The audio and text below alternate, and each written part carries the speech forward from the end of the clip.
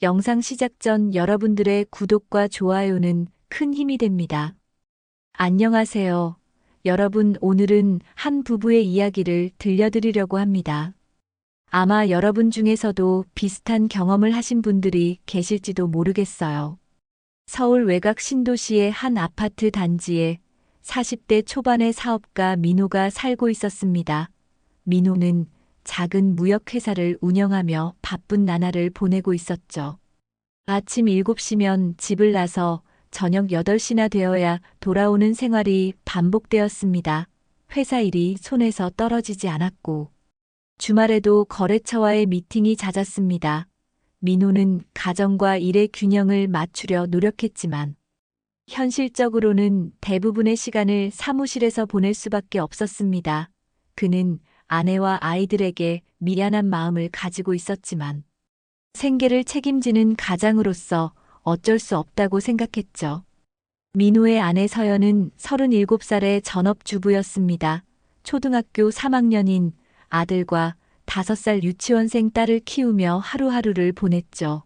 아침에 아이들을 깨우고 밥을 먹이고 학교와 유치원에 데려다주는 일로 시작되는 하루였습니다. 오후에는 빨래와 청소를 하고 장을 보고 저녁 준비를 했습니다. 아이들이 돌아오면 숙제를 봐주고 학원에 데려다주고 다시 데리러 가는 일이 이어졌습니다. 저녁을 먹이고 씻기고 재우면 밤 10시가 넘었습니다. 겉으로 보기에 이 가정은 안정적이었습니다. 경제적으로 여유가 있었고 아이들은 건강하게 자라고 있었죠. 부부 사이에 큰 다툼도 없었습니다. 친척들이나 주변 사람들이 보기에는 행복한 가정이었습니다. 하지만 서연은 점점 공허함을 느끼기 시작했습니다. 매일 같은 시간에 일어나 같은 일을 반복하는 삶이 무의미하게 느껴졌죠. 이 생활이 앞으로도 10년, 20년 계속될 거라는 생각에 숨이 막혔습니다. 민호와는 아침에 간단한 인사를 나누고 저녁에 잠깐 얼굴을 보는 것이 전부였습니다. 부부로서의 대화는 거의 없었고 감정적인 교류는 더욱 없었죠. 민호는 집에 오면 피곤해서 소파에 누워 텔레비전을 보거나 바로 잠자리에 들었습니다. 서연이 하루 어땠는지 물어보는 일도 없었고 서연의 이야기를 들어주는 일도 없었습니다. 둘 사이의 대화는 아이들 교육이나 생활비 같은 실질적인 문제로 제한되어 있었습니다. 서연은 자신이 그저 아이들을 돌보고 집안일을 하는 기계처럼 느껴졌습니다. 여자로서 아내로서의 존재감은 사라진 지 오래였죠. 민호는 서연에게 관심을 보이지 않았습니다. 생일이나 결혼 기념일도 잊어버리는 일이 많았습니다. 서연이 새로운 옷을 입어도 머리 모양을 바꿔도 민호는 알아채지 못했습니다. 부부관계도 몇 달째 없었습니다. 민호는 피곤하다는 이유로 침대에 누우면 바로 잠들었고 서연은 그런 민호를 보며 외로움을 느꼈습니다. 결혼 12년 차에 접어들면서 서연은 자신이 민호에게 배우자가 아니라 그냥 같이 사는 사람일 뿐이라는 생각이 들었죠. 어느 날 서연은 거울을 보다가 자신의 모습에 놀랐습니다. 언제부턴가 표정이 없어졌고 눈빛의 생기가 사라졌습니다. 37살이라는 나이가 갑자기 무겁게 느껴졌죠. 이대로 나이 들어가는 것이 두려웠습니다. 친구들은 직장 생활을 하며 자기 커리어를 쌓고 있었고 취미 생활도 즐기고 있었습니다. 반면 서연은 집과 아이들에게만 갇혀 있었습니다. 자신만의 시간도 공간도 없었죠. 서연은 무언가 변화가 필요하다고 생각했습니다. 운동이라도 시작해서 기분 전환을 해야겠다는 마음이 들었습니다. 그래서 집 근처 실내 수영장을 알아보기 시작했습니다. 서연은 집에서 도보로 10분 거리에 있는 실내 수영장을 찾았습니다. 최신 시설을 갖춘 깔끔한 곳이었죠. 상담 데스크에서 직원은 초보자반과 중급반, 그리고 개인 레슨 프로그램을 설명해 주었습니다. 서연은 초보자반에 등록했습니다. 주 3회 오전 10시 수업이었고 아이들을 학교와 유치원에 보내고 나면 시간이 딱 맞았습니다. 수영복과 수경 그리고 수모를 준비하고 첫 수업 날을 기다렸습니다. 첫 수업에 들어간 서연은 긴장했습니다. 수영장 물은 생각보다 차가웠고 낯선 사람들 사이에서 어색함을 느꼈죠. 그때 한 남자 강사가 다가왔습니다. 30살의 수영 강사 지훈이었습니다. 지훈은 밝은 미소를 지으며 자신을 소개했습니다.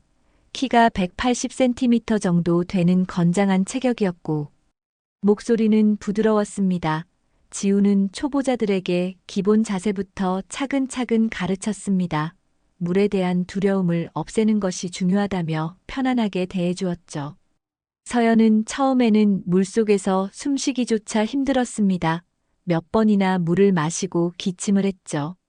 지훈은 서연 옆에 바짝 붙어서 등을 두드려주며 천천히 하라고 말했습니다. 손으로 서연의 팔과 다리 자세를 잡아주며 이렇게 하면 된다고 시범을 보였습니다. 체형 교정이 중요하다면서 늘 가까이에서 지도했죠. 지훈의 손이 서연의 허리와 어깨를 잡을 때마다 서연은 이상한 떨림을 느꼈습니다. 오랜만에 느끼는 남자의 체온이었습니다. 수업이 끝나고 지훈은 서연에게 다가와 수고했다며 칭찬했습니다. 처음 치고는 정말 잘했다고 말했죠. 다음 수업 때도 열심히 하면 금방 늘 거라며 격려해 주었습니다. 서연은 오랜만에 누군가에게 인정받는 느낌이 들었습니다. 집에서는 아무도 서연을 칭찬하지 않았습니다.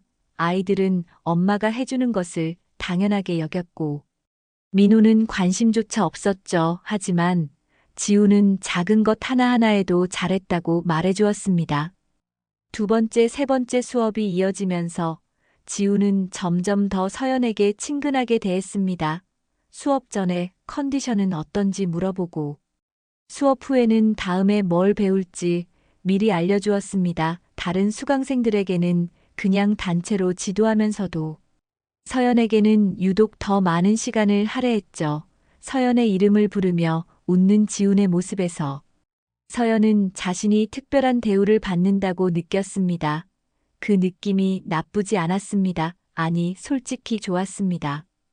한 달쯤 지났을 때 지훈은 서연에게 개인적으로 말을 걸기 시작했습니다.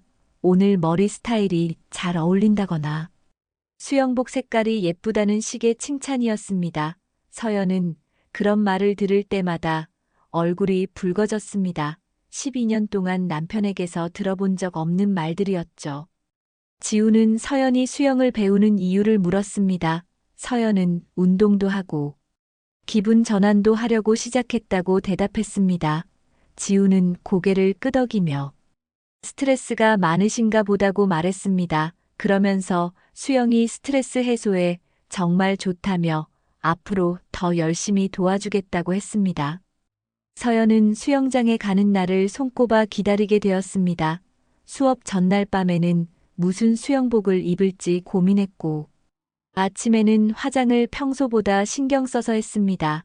주부로서 잊고 지냈던 여성으로서의 존재감이 조금씩 살아나는 느낌이었죠. 지훈의 관심과 칭찬은 서연의 공허했던 마음에 서서히 스며들고 있었습니다. 서연은 이것이 위험한 신호라는 것을 아직 깨닫지 못했습니다. 두 달째 접어들면서 지훈과 서연의 관계는 수영장 밖으로 확장되기 시작했습니다. 어느 날 수업이 끝나고 지훈이 서연에게 커피 한잔 하자고 제안했습니다. 근처 카페에서 가볍게 이야기나 나누자는 것이었죠. 서연은 잠깐 망설였지만 거절할 이유를 찾지 못했습니다. 그냥 커피 한 잔인데 뭐가 문제겠냐는 생각이 들었습니다. 두 사람은 수영장 근처 카페에 앉아 이런저런 이야기를 나눴습니다. 지훈은 수영 강사 일이 생각보다 힘들다며 자신의 이야기를 털어놓았습니다. 월급도 많지 않고 미래도 불안하다고 했죠. 서연은 지훈의 이야기를 들으며 안쓰러운 마음이 들었습니다. 젊은 나이에 고생이 많다는 생각이 들었죠. 지훈은 서연에게도 개인적인 이야기를 물었습니다. 집에서는 어떻게 지내는지, 남편과는 사이가 어떤지 조심스럽게 물었습니다. 서연은 처음에는 별로 할 말이 없다고 했지만 지훈이 계속 관심을 보이자 조금씩 속마음을 털어놓기 시작했습니다. 남편은 일만 하고 자신에게는 관심이 없다고 말했습니다. 외롭다는 말도 했죠. 지훈은 고개를 끄덕이며 이해한다는 표정을 지었습니다. 그러면서 서연 같은 분은 더 좋은 대우를 받아야 한다고 말했습니다. 그 이후로 수업이 끝나면 자연스럽게 카페에 들르는 것이 습관이 되었습니다.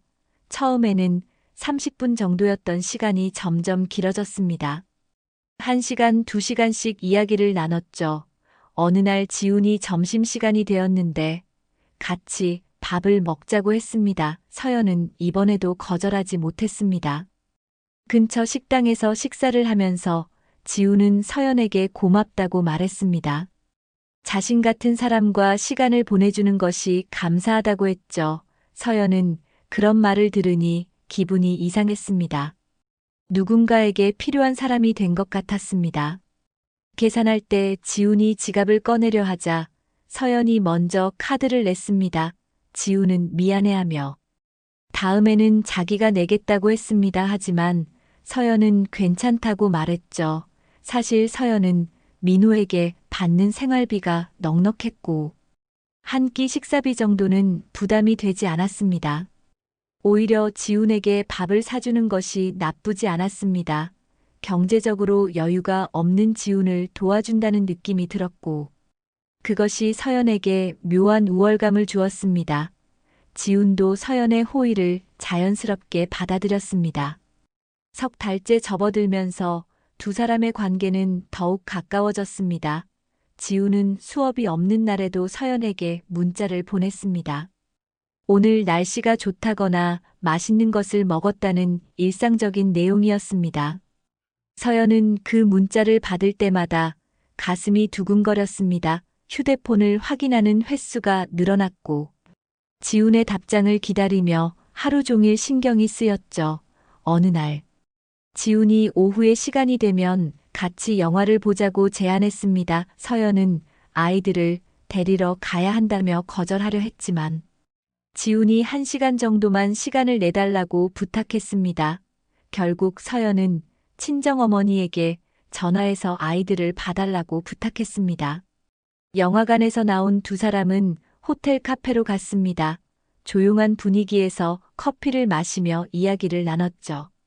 지훈은 서연의 손을 잡았습니다. 서연은 손을 빼지 않았습니다.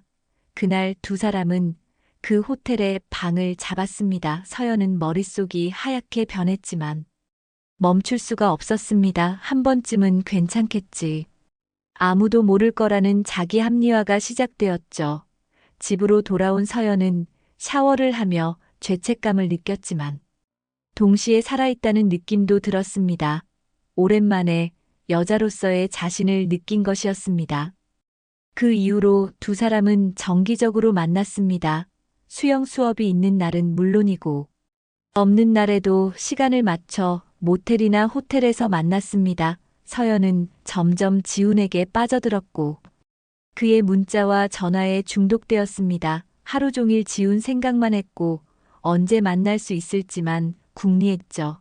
집안일은 소홀해졌고 아이들에게도 예전만큼 신경을 쓰지 못했습니다. 서연은 자신이 잘못된 길로 가고 있다는 것을 알면서도 멈출 수가 없었습니다. 민호는 서연의 변화를 느끼기 시작했습니다. 처음에는 아내가 운동을 시작해서 기분이 좋아진 것이라고 생각했죠. 수영을 배우면서 건강도 챙기고 스트레스도 풀 수 있으니 좋은 일이라고 여겼습니다. 하지만 시간이 지나면서 뭔가 이상하다는 느낌이 들기 시작했습니다. 서연의 외출 시간이 점점 길어지고 있었던 것입니다. 수영 수업은 1시간인데 서연은 3시간, 4시간씩 집을 비웠습니다. 물어보면 수영장에서 사우나를 하거나 친구를 만났다고 대답했죠. 서연의 외모도 달라졌습니다. 예전에는 집에서 편한 옷을 입고 화장도 거의 하지 않았는데 요즘은 외출할 때마다 신경을 많이 쓰는 모습이었습니다. 새 옷을 자주 사들였고 화장품도 비싼 것으로 바꿨죠. 머리도 염색하고 파마를 했습니다. 민호는 처음에 아내가 자기 관리를 하는 것이 나쁘지 않다고 생각했습니다. 하지만 그 변화가 자신을 위한 것이 아니라는 느낌이 들었습니다. 서연은 집에 있을 때와 외출할 때의 모습이 완전히 달랐습니다. 아이들을 대하는 태도도 변했습니다. 예전에는 아이들 숙제를 꼼꼼히 챙기고 학교 준비물도 미리미리 준비했는데 요즘은 그렇지 못했습니다. 아들이 학교에서 준비물을 가져오라는 알림장을 보여줘도 서연은 제대로 보지 않았죠. 딸아이가 유치원에서 있었던 일을 이야기해도 휴대폰만 들여다보며 대충 듣는 척했습니다. 저녁 식사도 예전처럼 정성스럽게 차리지 않았고 배달 음식을 시키는 일이 잦아졌습니다. 집안도 예전만큼 깔끔하게 정리되지 않았습니다. 민호가 가장 이상하게 느낀 것은 부부관계였습니다. 원래도 자주 있는 편은 아니었지만 최근 몇 달 동안은 아예 없었습니다. 민호가 다가가면 서연은 피곤하다거나 컨디션이 안 좋다며 거부했죠. 심지어 민호가 손을 잡으려고 해도 자연스럽게 피하는 모습을 보였습니다. 같은 침대에서 자면서도 서로 등을 돌리고 잤습니다. 서연은 잠들기 전까지 휴대폰을 들여다보며 무언가를 계속 확인했습니다. 누구와 문자를 주고받는 것 같았지만 민호가 물어보면 친구들이라고만 대답했습니다. 어느 날 저녁 민호는 서연에게 요즘 무슨 일 있냐고 물었습니다. 평소와 다른 것 같아서 걱정된다고 말했죠. 서연은 아무 일도 없다며 민호가 신경 쓸 필요 없다고 대답했습니다. 오히려 화를 내며 자기한테만 관심을 가지지 말고 회사 일이나 신경 쓰라고 했습니다. 민호는 서연의 반응이 이해되지 않았습니다. 자신이 뭘 잘못한 건지 알 수가 없었죠. 그날 밤 민호는 잠을 이루지 못했습니다. 아내가 자신에게서 멀어지고 있다는 느낌이 강하게 들었습니다. 며칠 후 민호는 우연히 서연의 차량 내비게이션 기록을 확인하게 되었습니다. 차 정비를 받으러 갔다가 정비소 직원이 내비게이션 업데이트를 해주겠다고 해서 화면을 켰는데 최근 목적지 기록이 보였습니다. 수영장은 당연히 있었지만 그 외에 낯선 주소들이 많이 저장되어 있었죠. 모텔과 호텔 주소들이었습니다. 민호는 가슴이 철렁 내려앉았습니다. 왜 서연이 그런 곳을 갔을까 하는 의문이 머릿속을 가득 채웠습니다. 혹시 친구들과 모임이 있었나 싶어서 물어볼까도 했지만 차마 입이 떨어지지 않았습니다. 그날 밤 민호는 서연이 잠든 후 조심스럽게 서연의 휴대폰을 확인하려 했습니다. 하지만 비밀번호가 바뀌어 있었습니다. 예전에는 아이 생일로 되어 있어서 민호도 알고 있었는데 언제부턴가 바뀐 것이었죠. 민호는 더 이상 의심을 무시할 수 없었습니다. 아내에게 무슨 일이 생긴 것이 분명했습니다. 하지만 확실한 증거 없이 추궁할 수는 없었습니다. 민호는 냉정하게 사실을 파악해야겠다고 마음먹었습니다. 어느 날 저녁 민호가 회사에서 돌아왔을 때 서연은 거실 소파에 앉아 기다리고 있었습니다. 평소와 다른 분위기였습니다. 민호가 신발을 벗고 들어서자 서연이 테이블 위에 서류 몇 장을 꺼내 놓았습니다. 이혼 합의서였습니다. 민호는 눈앞이 캄캄해졌습니다. 무슨 일인지 물었지만 서연은 명확한 답을 하지 않았죠. 그저 더 이상 이 생활을 계속할 수 없다고만 말했습니다. 자신을 찾고 싶다는 이야기였습니다. 이대로 살다가는 우울증에 걸릴 것 같다고도 했습니다. 민호는 갑작스러운 이혼 요구에 당황했습니다. 부부 사이에 문제가 있는 것은 알았지만 이혼까지 생각하고 있을 줄은 몰랐습니다. 대체 무엇이 문제냐고 물었습니다. 자신이 뭘 잘못했는지 말해달라고 했죠. 하지만 서연은 구체적인 이유를 대지 않았습니다. 그냥 지쳤다고만 했습니다. 결혼 생활이 자신을 너무 힘들게 한다고 말했습니다. 민호는 아이들은 어떻게 하려고 그러냐며 다시 생각해보자고 설득했습니다. 하지만 서연의 태도는 단호했습니다. 사실 서연의 이혼 요구 뒤에는 지훈이 있었습니다.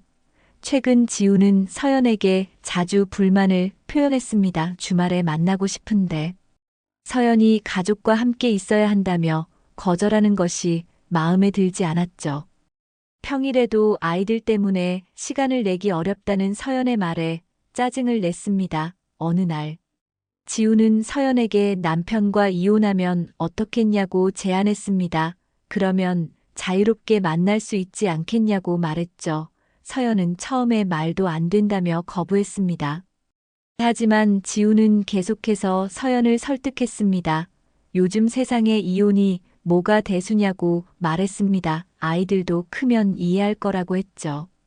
남편이 바쁜 사람이니까 양육권도 서연이 가질 수 있을 거라고 부추겼습니다. 양육비도 받으면 되고 위자료도 받으면 되니까 경제적으로 문제 없을 거라고 했습니다. 현실과 동떨어진 이야기였지만 서연은 점점 그 말에 흔들렸습니다.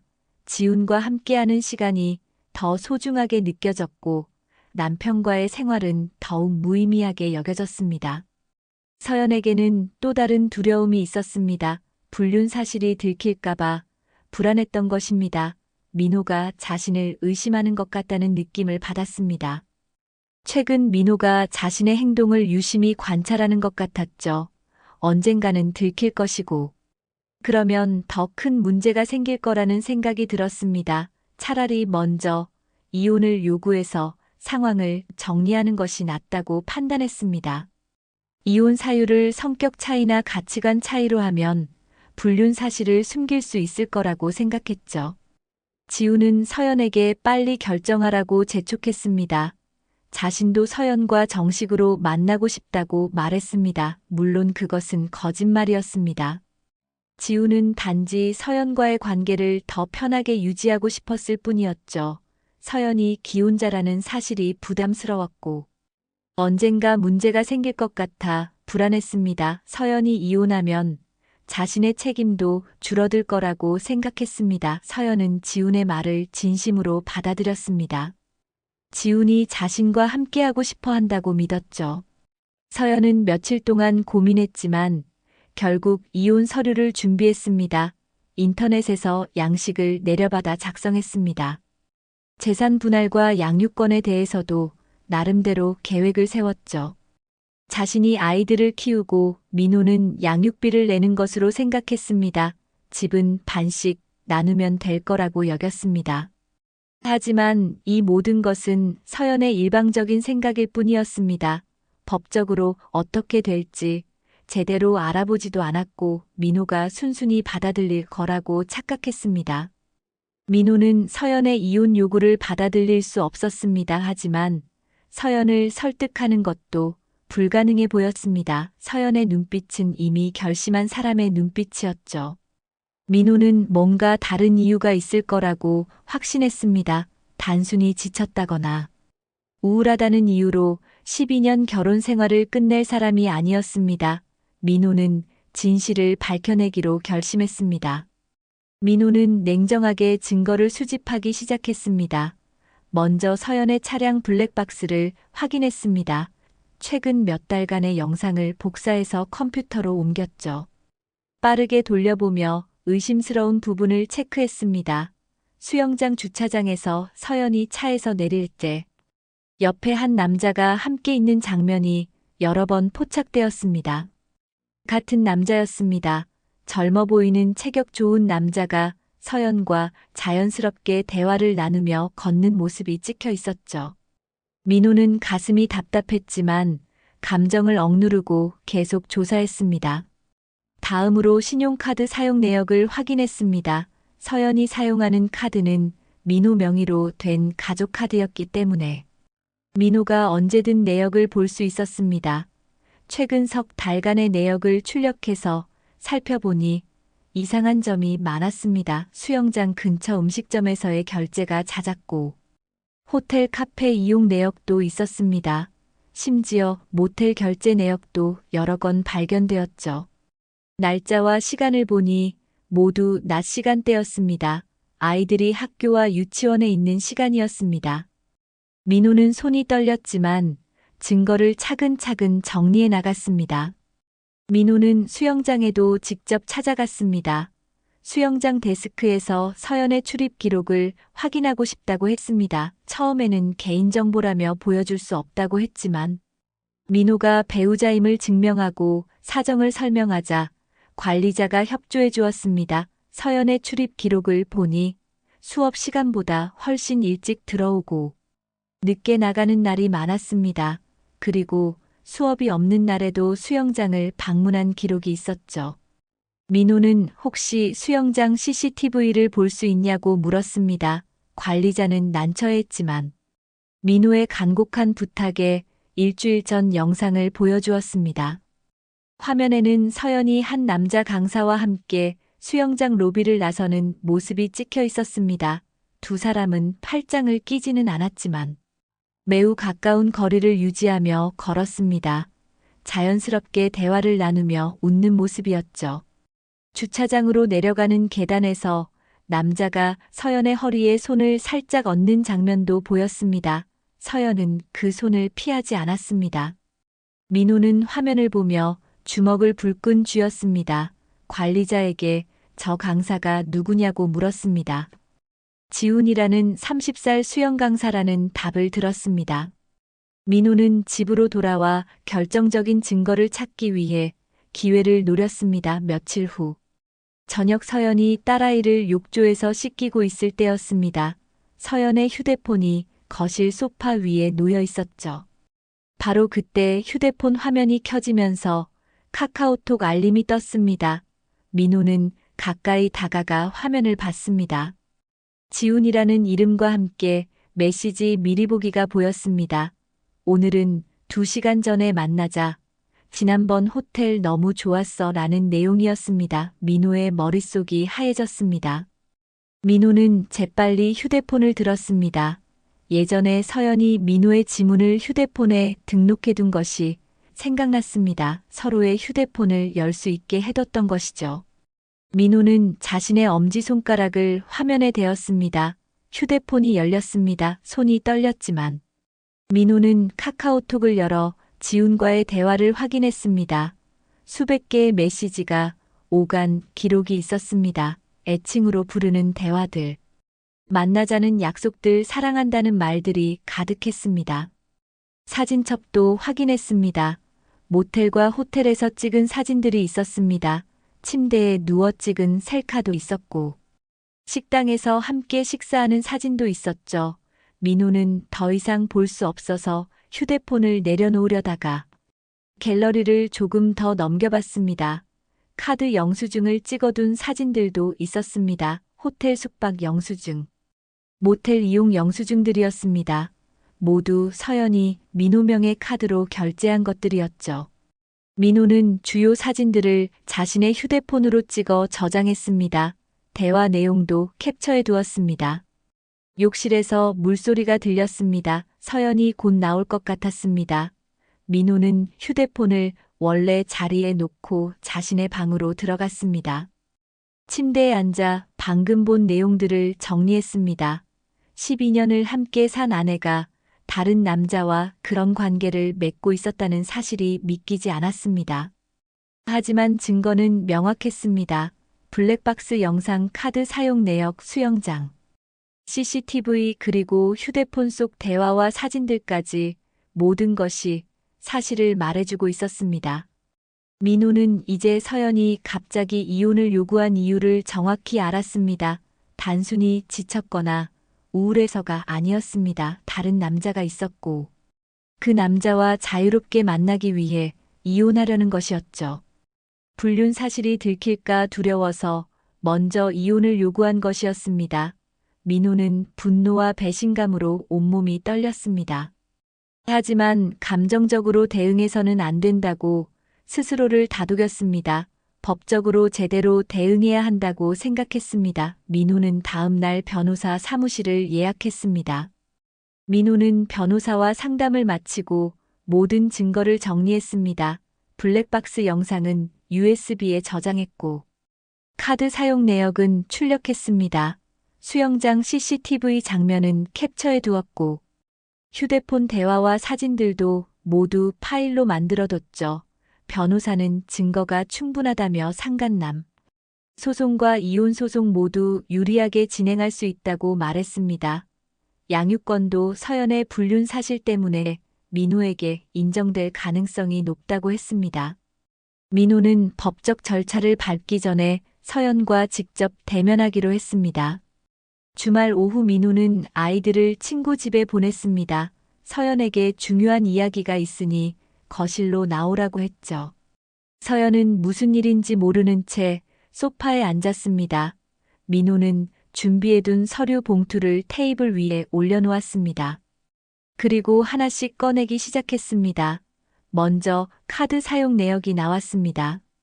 형광펜으로 표시된 모텔과 호텔 결제 내역이 서연의 눈에 들어왔죠.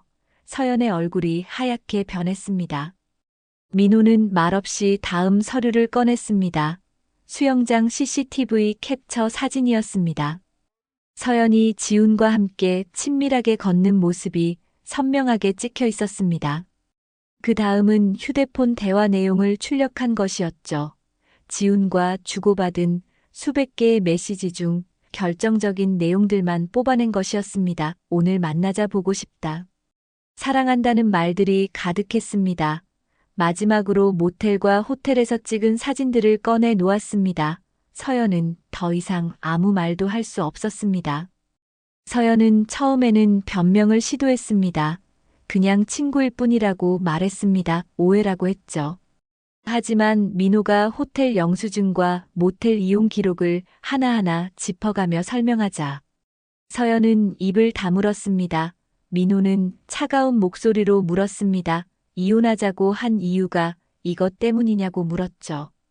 다른 남자와 자유롭게 만나려고 나를 버리려 한 거냐고 따져 물었습니다. 서연은 고개를 숙인 채 아무 대답도 하지 못했습니다. 눈물만 주르르 흘렀습니다.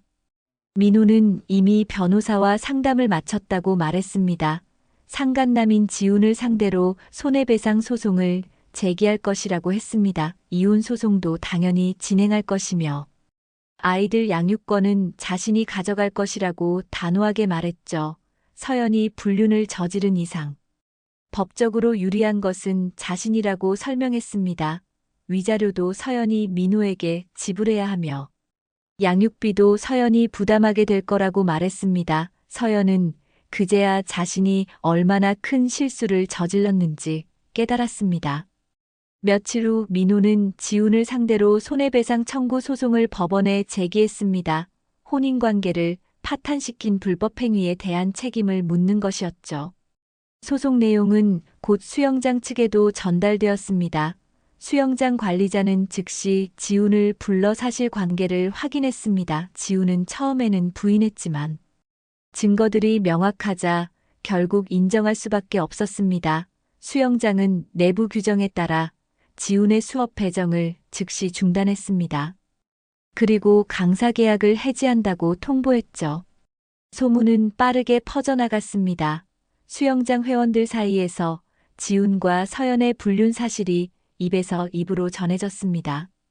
같은 아파트 단지에 사는 주민들도 곧 알게 되었죠. 서연이 수영 강사와 바람을 피웠다는 이야기는 순식간에 동네 전체로 퍼졌습니다. 서연은 더 이상 아파트 단지를 걸어 다닐 수 없었습니다. 마트에 가도 사람들의 수군거리는 소리가 들렸고 아이들 학교 앞에서도 다른 학부모들이 수군대는 것이 느껴졌습니다. 지훈은 수영장에서 해고된 후 다른 곳에 취직하려 했지만 쉽지 않았습니다. 같은 지역 수영장들은 서로 정보를 공유했고 지훈의 불륜 스캔들은 이미 업계에 알려진 상태였죠. 어느 수영장도 지훈을 고용하려 하지 않았습니다. 지훈은 서연에게 연락해서 도와달라고 했지만 서연 역시 자신의 상황을 감당하기 힘든 상태였습니다. 지훈은 결국 서연을 원망하기 시작했습니다. 이 모든 게 서연 때문이라고 생각했죠. 서연은 더 이상 그 집에 있을 수 없었습니다. 민호는 서연에게 짐을 싸서 나가라고 했습니다. 아이들은 자신이 돌볼 테니 걱정하지 말라고 했죠. 서연은 울면서 용서를 빌었지만 민호는 단호했습니다. 이미 끝난 관계라고 말했습니다. 서연은 가방 몇 개의 옷가지를 챙겨 친정으로 향했습니다. 아이들에게 엄마가 잠깐 할머니 집에 다녀온다고 말했지만 아이들은 뭔가 이상하다는 것을 눈치챘습니다. 딸아이는 엄마 손을 붙잡고 가지 말라고 울었지만 서연은 그 손을 뿌리치고 집을 나섰습니다. 친정에 도착한 서연은 부모님께 사실을 털어놓았습니다. 아버지는 크게 화를 내며 어떻게 그런 짓을 할 수 있냐고 소리쳤습니다. 어머니는 한숨만 쉬며 이제 어쩌려고 그러냐고 물었죠. 친정 식구들조차 서연을 따뜻하게 대해주지 않았습니다. 서연은 자신의 방에 틀어박혀 울기만 했습니다. 지훈에게 연락했지만 지훈은 전화를 받지 않았습니다. 문자를 보내도 답장이 없었죠. 서연은 그제야 지훈이 진심이 아니었다는 것을 깨달았습니다. 이혼 소송은 석 달간 이어졌습니다. 법정에서 민호 측 변호사는 서연의 불륜 증거를 차례로 제출했습니다. 카드 사용 내역 블랙박스 영상 수영장, CCTV 그리고 휴대폰 대화 내용까지 모든 증거가 법정에 공개되었죠. 서연 측 변호사는 별다른 반박을 하지 못했습니다. 증거가 너무 명확했기 때문입니다. 재판부는 서연의 불륜 사실을 인정했고 혼인관계 파탄의 책임이 전적으로 서연에게 있다고 판단했습니다. 양육권은 민호에게 주어졌고 서연은 매달 양육비를 지급하도록 명령받았습니다. 위자료도 서연이 민호에게 5천만 원을 지불해야 한다는 판결이 나왔습니다. 지훈을 상대로 한 손해배상 소송도 민호의 승소로 끝났습니다. 법원은 지훈이 서연과의 불륜으로 민호의 혼인관계를 파탄시켰다고 인정했습니다. 지훈은 민호에게 3천만 원의 손해배상금을 지급하라는 판결을 받았죠. 지훈은 그 돈을 마련할 방법이 없었습니다. 수영장에서 해고된 후 변변한 직장을 구하지 못했고 빚만 늘어가는 상황이었습니다. 지훈은 부모님에게 돈을 빌려 겨우 절반을 갚았고 나머지는 분할로 갚기로 합의했습니다. 지훈의 인생은 완전히 망가졌습니다. 서연은 지훈에게 계속 연락을 시도했습니다. 자신도 힘드니 함께 이겨내자고 말했죠. 하지만 지훈은 서연의 전화를 받지 않았습니다. 문자도 읽지 않았습니다. 지훈은 서연을 만나는 것 자체가 부담스러웠습니다. 소송에서 지고 빚까지 지게 된 것이 모두 서연 때문이라고 생각했죠. 서연이 기혼자라는 것을 알면서도 관계를 지속한 자신의 잘못은 생각하지 않았습니다. 지훈은 결국 서연의 번호를 차단했고 어느 날 갑자기 다른 지역으로 이사를 가버렸습니다. 서연은 지훈을 찾으려 했지만 연락할 방법이 없었습니다. 친정에서의 생활도 편하지 않았습니다. 아버지는 서연을 볼 때마다 한숨을 쉬었고 어머니는 차가운 시선으로 대했습니다. 동생들도 언니 때문에 집안 망신이라며 불편한 기색을 드러냈죠. 친척들이 모이는 자리에서도 서연은 눈칫밥을 먹어야 했습니다. 모두가 서연을 손가락질했고 어떻게 그런 짓을 할 수 있냐며 비난했습니다. 서연은 방에만 틀어박혀 지냈습니다. 일자리를 구하려 해도 경력도 없고 나이도 애매해서 쉽지 않았습니다. 면접을 보러 가도 10여 년간 전업주부였다는 이력 때문에 번번이 떨어졌습니다. 민호는 처음에는 사업과 육아를 병행하는 것이 힘들었습니다. 아침에 아이들을 깨워 밥을 먹이고 학교와 유치원에 데려다주는 일이 쉽지 않았죠. 회사 일도 예전만큼 집중할 수 없었습니다. 중요한 회의 시간에 아이들, 학원 픽업 시간이 겹치는 일도 있었습니다. 민호는 육아 도우미를 고용했고 부모님께도 도움을 요청했습니다. 시간이 지나면서 조금씩 일상의 리듬을 찾아갔습니다. 아이들도 처음에는 엄마가 없는 것을 힘들어했지만 점차 아빠와의 생활에 적응했습니다. 민호는 주말마다 아이들과 함께 시간을 보냈습니다. 공원에 가서 자전거를 타거나 영화를 보러 갔습니다. 아이들의 숙제도 직접 봐주고 학교 준비물도 꼼꼼히 챙겼죠. 아들은 아빠가 자신들을 위해 노력하는 모습을 보며 의젓해졌습니다. 딸아이는 가끔 엄마 보고 싶다고 울었지만 민호가 달래주면 금방 웃음을 찾았습니다. 민호는 아이들에게 엄마에 대한 나쁜 말은 하지 않았습니다. 다만 엄마는 지금 할머니 댁에서 지내시는데 나중에 크면 이해할 수 있을 거라고만 말했습니다. 이혼 판결이 확정되고 몇 달이 지난 어느 날 서연이 민호를 찾아왔습니다. 아이들이 학교에 간 시간에 집 앞에서 기다리고 있었죠. 민호가 출근하려고 나오자 서연이 다가왔습니다. 많이 야윈 모습이었습니다. 눈가에는 다크서클이 짙게 내려앉아 있었고 옷차림도 초라했습니다. 서연은 민호 앞에 무릎을 꿇고 울면서 용서를 빌었습니다. 자신이 미쳤었다고 말했습니다. 정신을 차리고 보니 모든 것이 사라져 있었다고 했죠. 아이들을 보고 싶다고 울먹였습니다. 민호는 서연을 일으켜 세웠습니다. 하지만 표정은 차갑고 단호했습니다. 이미 끝난 일이라고 말했습니다. 다시는 돌이킬 수 없는 선택을 한 것은 서연 자신이라고 했죠. 아이들은 이제 안정을 찾아가고 있으니 다시 혼란스럽게 하고 싶지 않다고 말했습니다. 양육권자인 자신의 허락 없이는 아이들을 만날 수 없다고 선을 그었습니다. 서연은 계속 애원했지만 민호는 고개를 저었습니다. 그리고 아이들 양육비는 제때 입금하라는 말만 남기고 차에 올라탔습니다. 서연은 그 자리에 주저앉아 한참을 울었습니다. 자신이 12년간 쌓아온 가정을 스스로 무너뜨렸다는 사실이 뼈저리게 느껴졌습니다. 순간의 외로움과 자극에 이끌려 모든 것을 잃어버렸습니다. 사랑한다던 지우는 떠났고 아이들도 만날 수 없었으며 주변 사람들의 손가락질만 받게 되었죠. 위자료와 양육비를 마련하기 위해 친정에서 빌린 돈도 갚아야 했습니다. 서연은 이제 혼자서 이 모든 대가를 감당해야 한다는 것을 알았습니다. 민호는 회사로 향하는 차 안에서 백미러로 서연의 모습을 잠깐 돌아봤습니다. 하지만 곧 시선을 앞으로 돌렸습니다. 이미 끝난 사람이었습니다. 민호는 아이들과 함께할 새로운 미래를 생각했습니다. 힘들지만 조금씩 나아지고 있었고 아이들의 웃음소리가 집안을 채우기 시작했습니다. 민호는 다시는 과거를 돌아보지 않기로 했습니다. 앞으로 나아가는 것만이 자신과 아이들을 위한 길이라고 믿었습니다.